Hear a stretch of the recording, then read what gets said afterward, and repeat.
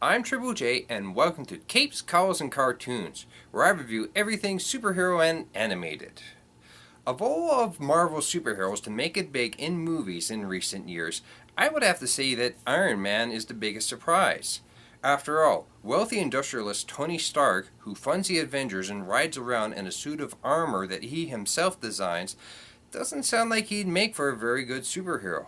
And yet, he does. This is due mostly in part to the writing and directing of the live-action movie of 2008, directed by Jon Favreau and starring Robert Downey Jr. as Tony Stark, of whom I can't imagine anyone else but him being the snarky, arrogant member of the 1%.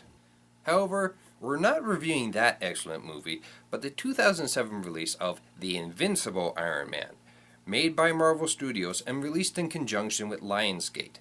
It's always been that company that Marvel has released their direct-to-DVD movies, such as the two Ultimate Avengers movies, as well as the Hulk vs. series. But, how does it stand up? Poorly, I'm afraid. Actually, in this department, I found that the voice acting was really quite good. While Marvel Studios may not have a long-time voice director like Andrea Romano, the one that they did have for this movie did a really good job in assembling a capable cast. With Mark Workin, they've got someone who is really good at instilling Tony Stark with a sense of confidence that borders on arrogance. And if you think he sounds familiar, it's because he also voiced Tony Stark in the two Ultimate Avengers movies, as well as Planet Hulk. He's also done some work for DC, voicing various characters in Teen Titans, Batman Beyond, and Batman the Brave and the Bold. Lee May's voice actress, Gwendolyn Yeoh, also does a good job, turning in a performance that instills an accent in her English as someone who has learned it as a second language, but without it being stereotypical and insulting. No doubt this is due in part to her having moved from Singapore to San Francisco with her family when she was a teenager. She's also done a number of video games, with her most notable roles being Sheila from the Mass Effect series, as well as Pain from Final Fantasy X-2. And while I may have liked the character, I know others don't, so please don't hold that role against her. Of course, you cannot have Tony Stark without Jimmy Rhodes, who is played very well by Rodney Salisbury, who is just all over the map with his voice acting. He's done everything from movies to animated series to even voiceovers for candy commercials. According to the IMDb, he's the most sought-after voice actor for that kind of work. So if you've seen a commercial about junk food, then no doubt you've heard his voice. Oh, and he was also Joel Robbie Robertson in the 90s Fox Spider-Man animated series, which I thought was pretty cool.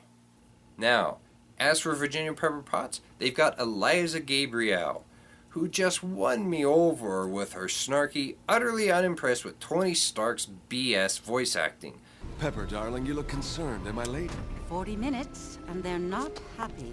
So what else is new? I say we keep it casual today. Smudged lipstick might be a little too casual.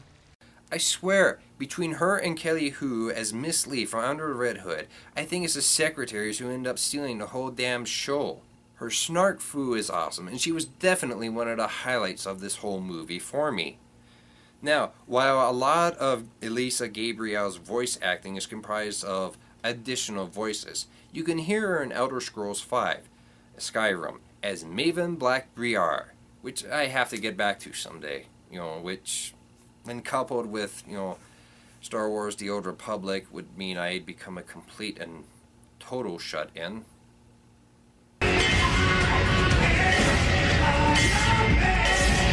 Oh boy, this is bad, very bad.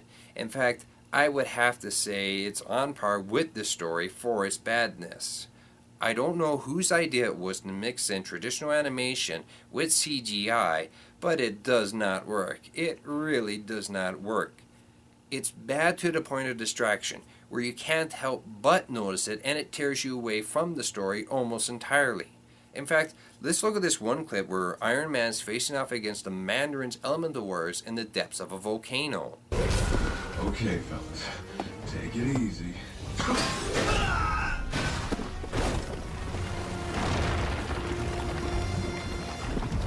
It looks like Iron Man is floating on the rock, as though he's kept from really interacting with it.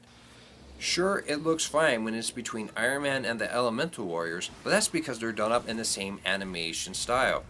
When the traditional and CGI interact, it looks disjointed and disconnected, and it takes away any enjoyment I might have had.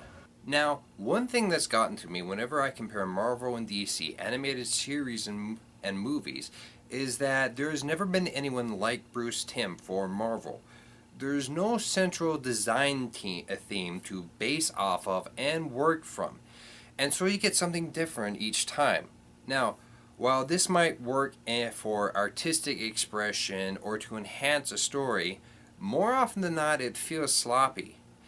Even here in the Invincible Iron Man, the characters in traditional animation don't move very well, whereas you can go back as far as the first season of Batman, the animated series, and it still holds up. While the main character designs look just fine, the Chinese people in this movie look horrible. Now, we've come a long way since the racist painting of any and every Asian person as yellow, as they did in old Marvel and DC comics, as well as the Bronze Era Superman cartoon. They're just not that white. They're not Xbox controller white. They're not paper white. They're not Snow White. Heck, depending upon the amount of sun that they get, most Asian people that I've met have a skin color, well, like mine. Lightly tan, dark tan, maybe pale. It all depends. It's all different. And this isn't the first time I've seen this either. It was done in Superman Batman, Public Enemies, and it just looks terrible. Also, what the heck is up with those costumes? It looks like the animators just cherry-picked pieces of Chinese mythology to plant on the members of the secret society. They look like they're from a play, and wearing a mask like that is sure to cut off all peripheral vision, which isn't ideal for combat. And another thing, animators, stop putting women in high heels. At the start, Li Mei is wearing practical boots, but near the end, she's wearing high heels and running around and jump kicking people. You can't do that unless you're one of the Amazons from Jackie Chan's Armor of God.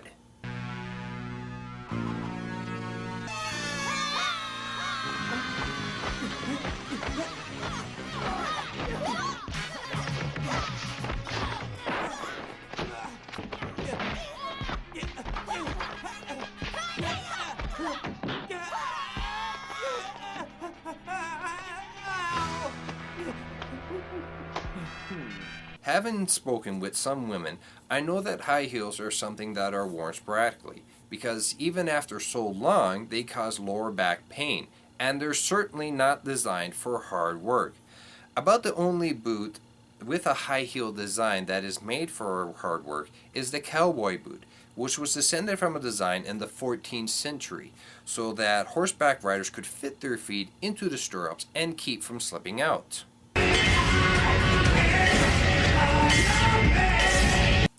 Remember what I said about the animation being as bad as the story, or at least almost as bad? Well, there's a bit more to it than that. See, Iron Man's initial origin story is that of a brilliant inventor and rich boy, Tony Stark, selling his inventions to the US Army during the Vietnam War. He's injured by a mine that puts shrapnel near his heart, which prompts the building of the suit that keeps his heart beating. The live-action movie updated this to put it in modern-day Afghanistan, but the animated movie takes that out entirely. Here, in the animated movie, they have Tony Stark injured when a terrorist group attacks his convoy in China, because Stark Industries is raised in an ancient city, an ancient cursed city. Take this object, but beware, it carries a terrible curse. Ooh, that's bad. But it comes with a free Frogut. That's good. The Frogut is also cursed. That's bad. But you get your choice of topping.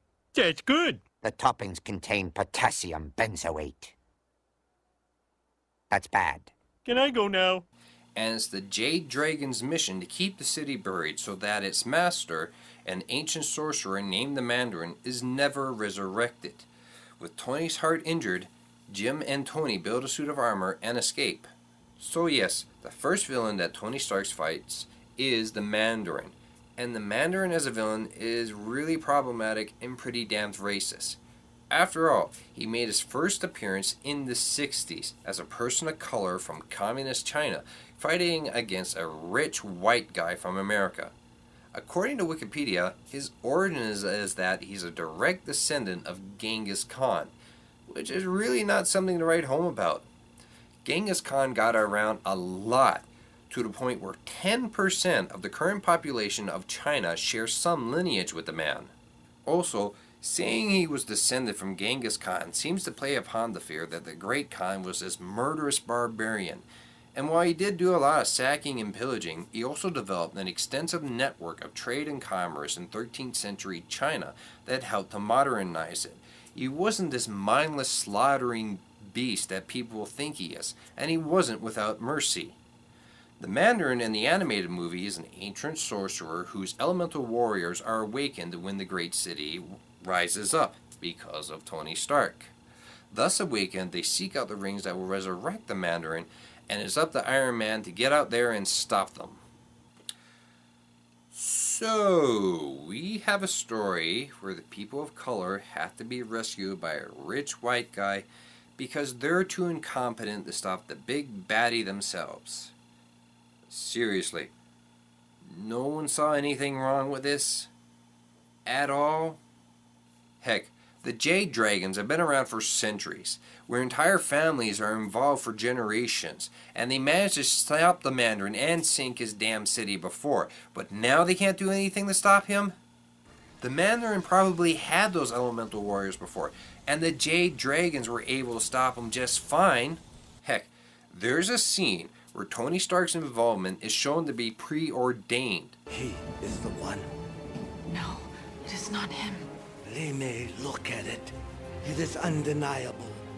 The prophecy continues to unfold. He is the Iron Knight.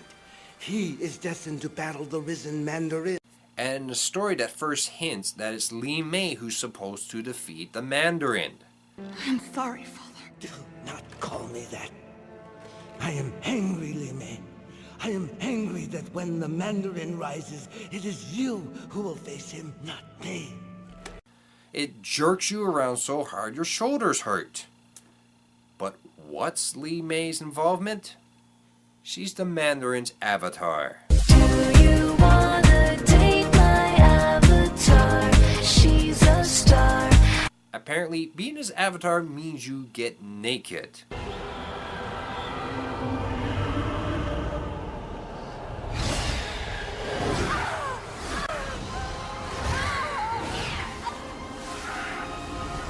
I bet if she was a guy, his powers would not have rendered her clothes asunder.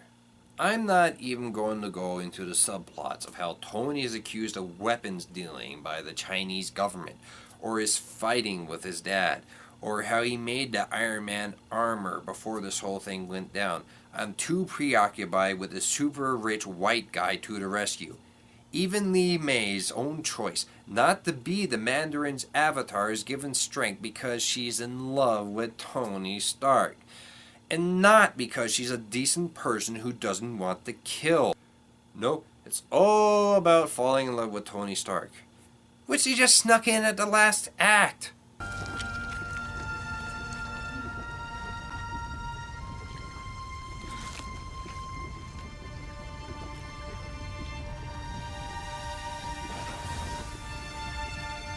Oh, and she dies too.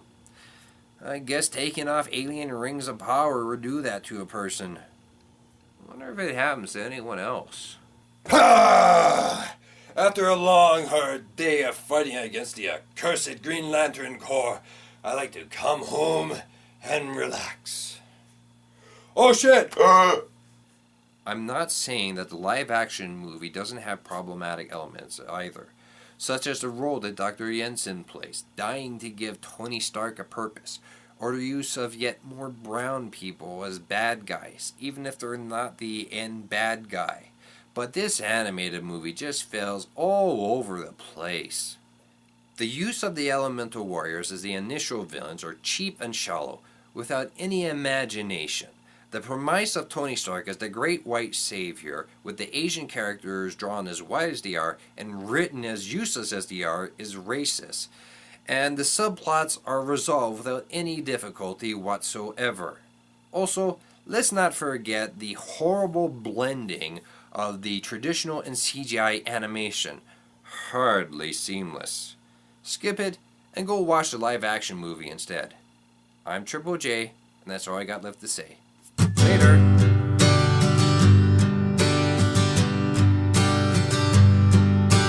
All your friends are gone. The one true flag that kept you strong has moved on. And you never said goodbye. It never was the plan. But you never looked back, you became the man. Now it's over. The dream has died away. Oh, Tony Stark, you pulled the world apart. And now you gotta fix it. And now you've gotta fix it. Oh, Tony Stark, you pulled the world apart. Now you gotta fix it. Now you've gotta fix it. Now you've gotta fix it. So the world can make you whole again.